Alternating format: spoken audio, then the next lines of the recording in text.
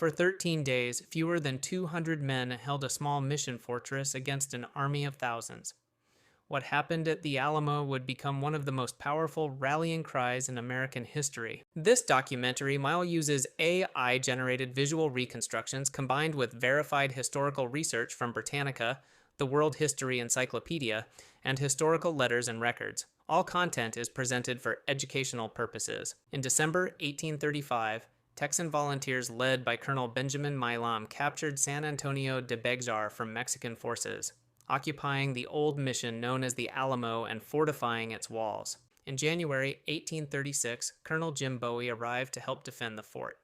Believing the Alamo was critical to Texas's survival, he wrote to the governor, "We will rather die in these ditches than give it up." Days later, Lieutenant Colonel William Travis arrived with reinforcements. On February 8, 1836, frontiersman and former Congressman Davy Crockett arrived at the Alamo with his company of Tennessee volunteers, adding their rifles to the garrison's defense.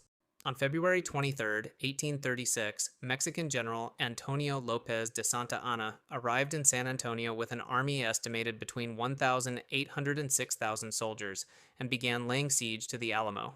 But for the next several days, Mexican forces surrounded the Alamo and bombarded its walls with artillery, while the roughly 185 to 260 defenders inside held their position. On February 24th, Travis wrote a letter addressed to the people of Texas and all Americans in the world, declaring, "I shall never surrender or retreat."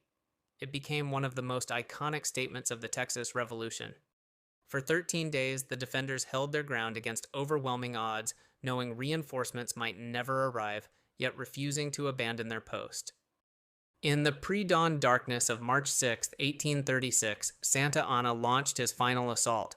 After breaching the walls, Mexican forces overwhelmed the defenders in brutal close combat. Within about an hour, the battle was over, and all the Alamo's defenders had been killed. Weeks later, at the Battle of San Jacinto, Texan forces under General Sam Houston charged into battle shouting, "Remember the Alamo," defeating Santa Anna's army and securing Texas independence.